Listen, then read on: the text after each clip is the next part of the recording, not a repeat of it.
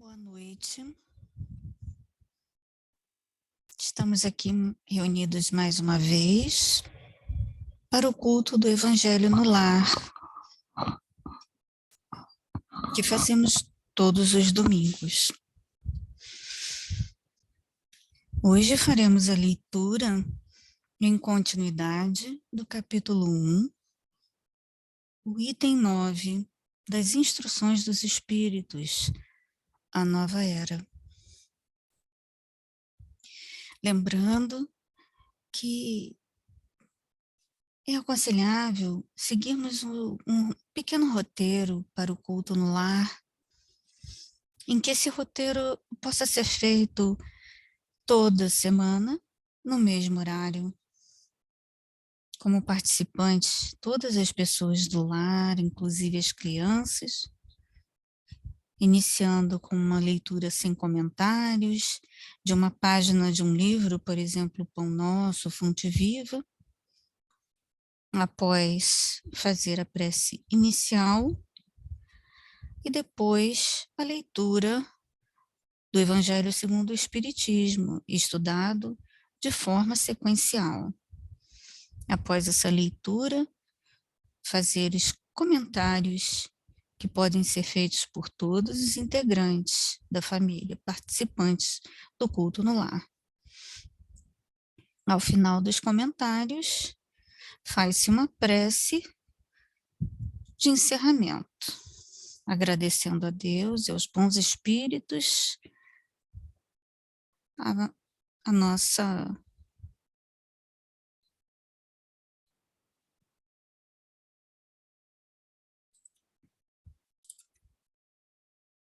comunhão e participação dos bons espíritos. Então, vamos começar. Vamos fazer a leitura, então, do livro Fonte Viva. Hoje, abrindo aleatoriamente, vamos ler o item 101, a cortina do eu. Porque todos buscam o que é seu e não o que é do Cristo Jesus. Paulo, Filipenses, capítulo 2, versículo 21.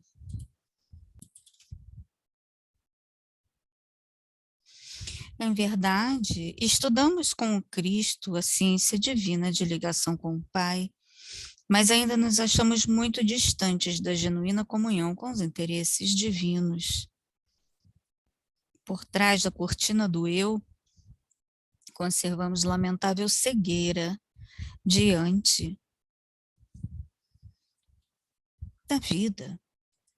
Examinemos imparcialmente as atitudes que nos são peculiares nos próprios serviços do bem de que somos cooperadores iniciantes e observaremos que mesmo aí, em assunto da virtude, a nossa porcentagem de capricho individual é invariavelmente enorme. A antiga lenda de Narciso permanece viva em nossos mínimos gestos, em maior ou menor porção.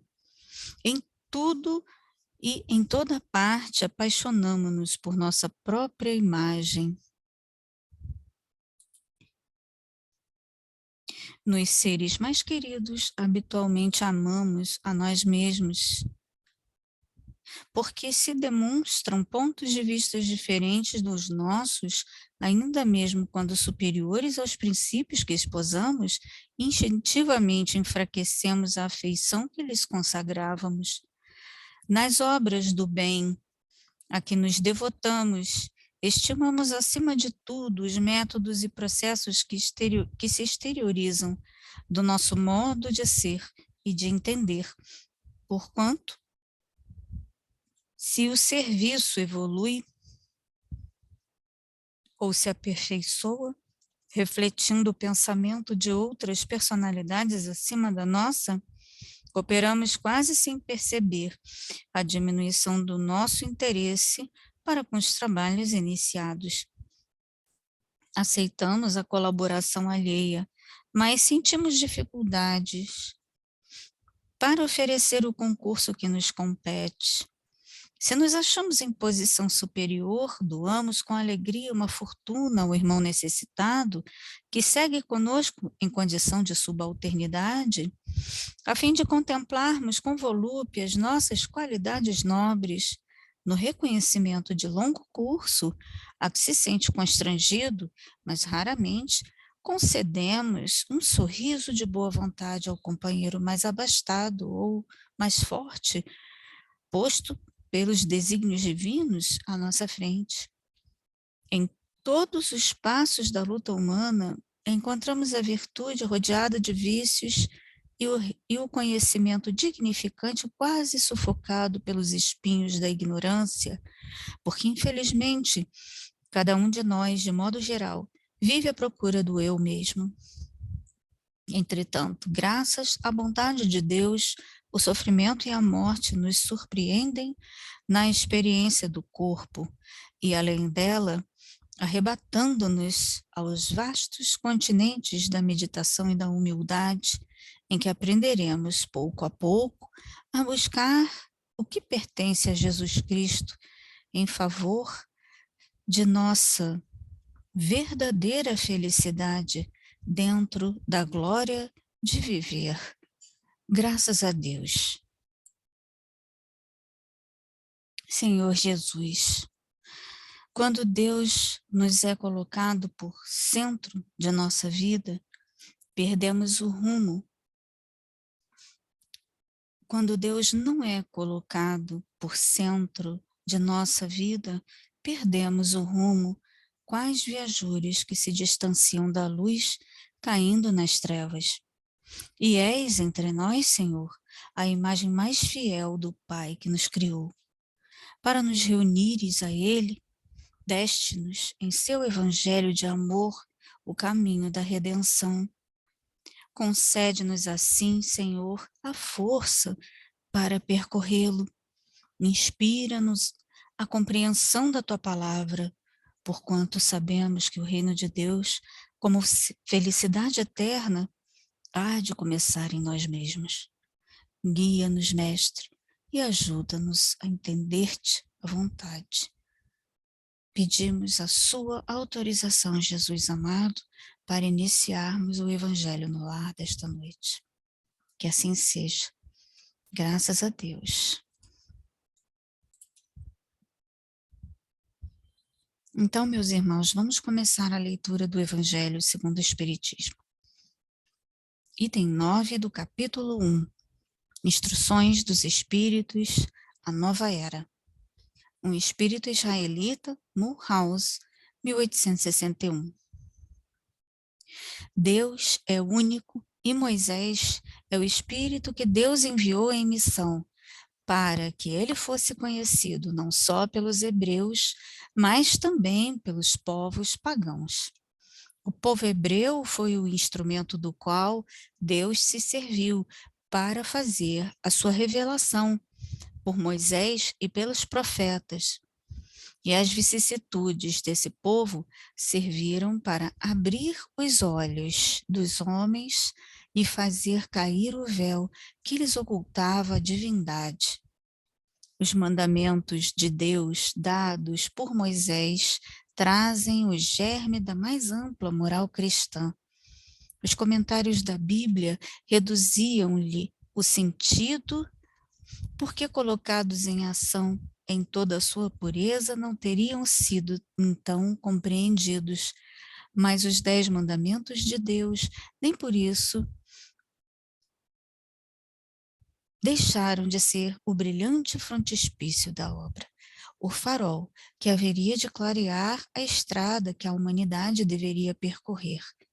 A moral ensinada por Moisés era aprimorada ao estado evolutivo em que se encontravam os povos chamados à regeneração, e esses povos semi-selvagens, quanto ao aperfeiçoamento de suas almas, não tinham compreendido que se pode adorar a Deus sem holocaustos e sacrifícios, nem que se pudesse perdoar a um inimigo. Sua inteligência notável do ponto de vista da matéria, e mesmo em relação às artes e às ciências, estava muito atrasada em moralidade, e não se submeteriam ao domínio de uma religião inteiramente espiritual. Era preciso uma representação semimaterial, tal qual oferecia a religião hebraica à época. Foi assim que os holocaustos falavam aos sentidos, enquanto as palavras de Deus lhes falavam ao espírito. O Cristo foi o iniciador da mais pura moral, a mais sublime, a moral evangélica, cristã, que deve renovar o mundo, aproximar os homens e torná-los fraternos. Moral que deve fazer fulgurar em todos os corações humanos a caridade e o amor ao próximo, e criar entre todos os homens uma solidariedade comum. Uma moral, enfim, que deve transformar a terra e dela fazer morada de espíritos superiores ao que hoje a habitam. É a lei do progresso a qual a natureza está sujeita que se cumpre, e o Espiritismo é a alavanca de que Deus se serve para fazer avançar a humanidade.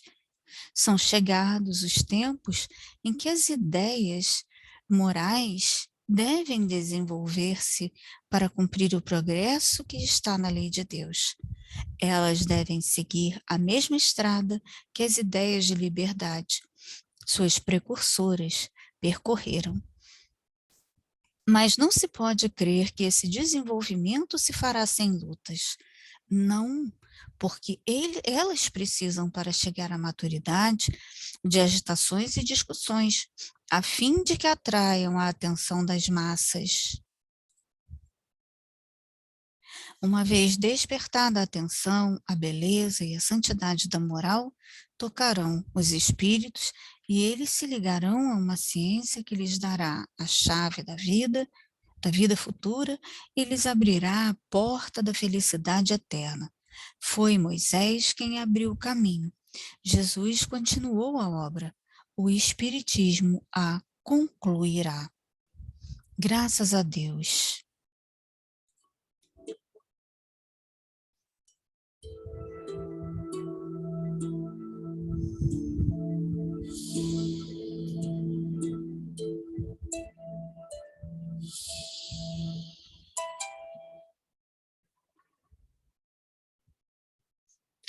Meus irmãos, o que nosso irmão espírito israelita nos traz nessa passagem, nessas instruções, são instrumentos muito importantes para as nossas vidas, para o nosso caminhar, porque elas dizem respeito à importância que nós devemos dar à nossa reforma moral, à nossa reforma íntima tão almejada e tão difícil. A nova era, ela quer dizer que o nosso planeta está se regenerando, está a caminho de uma regeneração em que o mundo será melhor, será habitado por pessoas melhores, pessoas melhoradas intimamente, pessoas que estão evoluindo nesse percurso da sua reforma interior.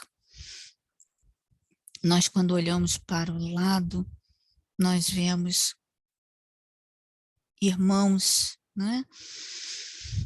Nós vemos irmãos cometendo crimes, assustando as pessoas, promovendo arruaças, promovendo desordem, roubando, matando, destruindo cidades, destruindo pessoas, destruindo patrimônio.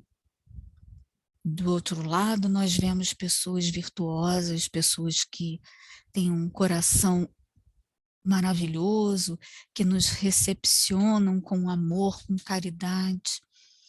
Nós vemos pessoas imbuídas no objetivo máximo de melhorar o nosso planeta, melhorar a vida, a nossa vida, o nosso o progresso da humanidade.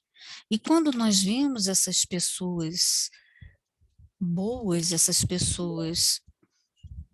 pessoas com objetivos superiores, nós ficamos admirados. Nós pensamos como é bom conviver com essas pessoas e como seria bom que só pudéssemos conviver com essas pessoas, não é mesmo? Ao passo que nós, quando vemos e convivemos e experimentamos a vida que normalmente é comum à vida de hoje em dia, que é uma vida de violência, uma vida de dificuldades, de misérias, de todas as ordens, a miséria moral, principalmente,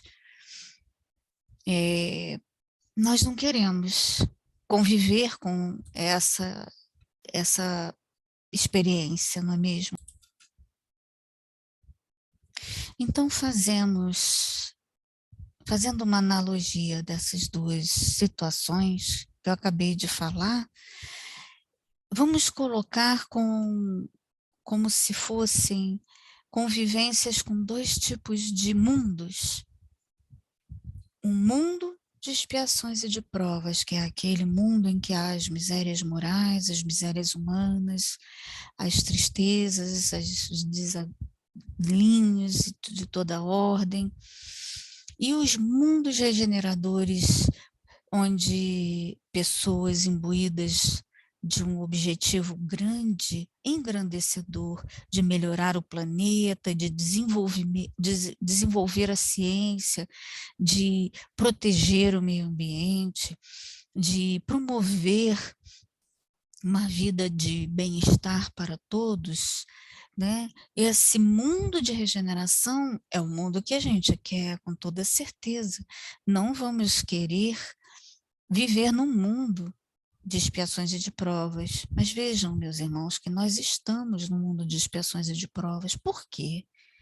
Né? Nós deveríamos nos fazer essa pergunta apenas e tão somente com um objetivo engrandecedor, educativo, em que a gente possa compreender a razão de estarmos aqui, juntamente com outros irmãos que não são como nós, que são maus, que fazem o mal pelo mal. Então, nós devemos pensar que aqui estamos porque somos devedores, isso é um fato. E porque somos devedores, nós temos que ser infelizes? Não. Porque Deus quer a nossa felicidade. Aonde nós estejamos, nós temos que ser felizes. É um dos objetivos de nossas vidas, não é mesmo? Então, o que acontece? Por que nós estamos convivendo com situações tão contraditórias, não é mesmo? Temos tantas situações contraditórias, pessoas más com pessoas boas. E toda essa situação, na realidade, ela nos mostra porque existem aqui no nosso planeta de expiações e de provas uma diversidade de personalidades, uma diversidade de espíritos bons, maus, omissos, mais ou menos, porque estamos todos numa escola. No entanto, para um mundo de regeneração onde nós queremos ir, nós precisamos aprender que aquele lado mal precisa ser modificado em nós, porque nós temos esse lado mal. E por isso nós não estamos aqui por acaso, porque nós estamos tentando, por séculos, quem sabe, vida após vida encarnada, nós estamos lutando para vencer esse mal, ou esses males que nós provocamos, que nós criamos, que nós construímos em determinada existência. E nesse momento, que é o momento em que o planeta está se recriando, que está trabalhando pela sua regeneração, nós temos a oportunidade de estarmos maduros o suficiente para observarmos o mal e não querermos o mal, para almejarmos o bem, objetivarmos o bem.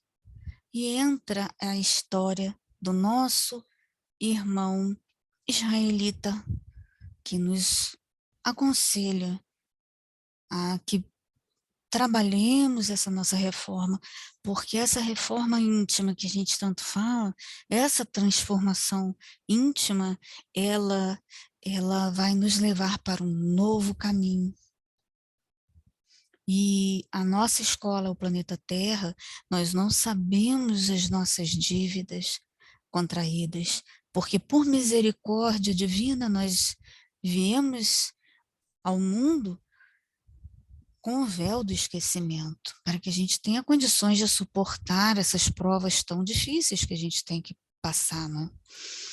E essas provas que não são fáceis, muitas vezes são dolorosas. Hoje a gente não entende por que eu passo por isso, por aquilo, mas assim que nós nos mudarmos para a verdadeira vida, quando nós estivermos na pátria espiritual, em retorno à pátria espiritual, nós imediatamente saberemos a razão. Nós imediatamente saberemos sim a razão, muito provavelmente, né, a não ser que a gente não esteja num estado de amadurecimento que seja capaz de nos permitir essa, esse, essa clareza. E nós vamos nos recordar, sem traumas, sem sofrimento, sem dores, que nós nos comprometemos e com o que nós nos comprometemos antes de vir. Então, que nós, nesse momento em que a gente se recordar, que a gente agradeça e respire aliviado por saber que nós fizemos o que nos comprometemos a fazer e não jogamos fora a nossa encarnação. Que bom que não jogamos fora a nossa encarnação. Então, meus irmãos, para encerrar, a lição da noite de hoje é que a gente tem que continuar perseverando nessa luta incessante por vencermos as nossas imperfeições. Elas são lutas diárias, dos quais muitas vezes nós temos dificuldades devido a problemas materiais, dificuldades com os filhos, com as famílias, dificuldades com os irmãos, com os pais, muitas vezes. E tudo isso junto pode nos acarretar o desânimo, um desânimo que não nos faça seguir em frente, que nos faça estagnar. E nós não podemos permitir, meus irmãos. Nós temos que seguir em frente, apesar de tudo, porque o rumo é o progresso. Uma hora nós vamos ter que progredir. Cedo ou tarde teremos que progredir, teremos que caminhar. Então, que a gente não deixe, não permita, não sejamos, não caminhemos pela espora, né? Enfim, que a gente caminhe suavemente pelo amor e não pela dor. Acredito muito nessa máxima de que nós provocamos os nossos próprios sofrimentos. Podemos não perceber hoje o sofrimento de hoje, mas se fizermos uma revisão de nosso passado, de nossas atitudes, nós vamos perceber que muito do nosso sofrimento, inclusive físico, foi provocado por nós mesmos, né? No descuido da nossa saúde, no descuido com os amigos, nas palavras sempre ríspidas, na disseminação de raiva, de rancor, de ódio, tudo isso provoca em problemas emocionais que se transformam em problemas físicos. Então, vamos olhar para a vida, agradecer a Deus pelo céu, pelo sol, pelas flores, pelos animais, pela natureza, esse presente que Deus nos dá todos os dias para a nossa felicidade. Então, portanto, meus irmãos, não faltam motivos para nós sermos felizes. Agradecemos, então, a nossas melhores forças para que nós possamos continuar nosso caminho difícil, mas que será vitorioso, meus irmãos. Temos que acreditar que nós vamos vencer esse desafio da nossa reencarnação atual. Graças a Deus.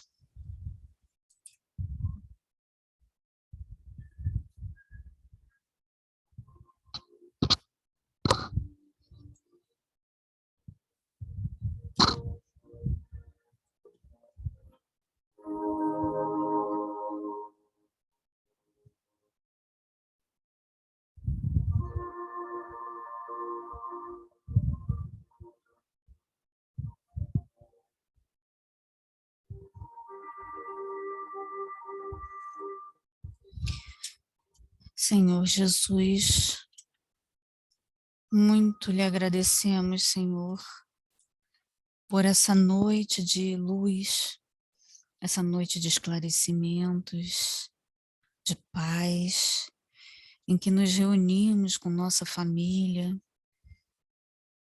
para estudar o seu Evangelho de luz. Obrigada, Jesus, por todas as lições trazidas.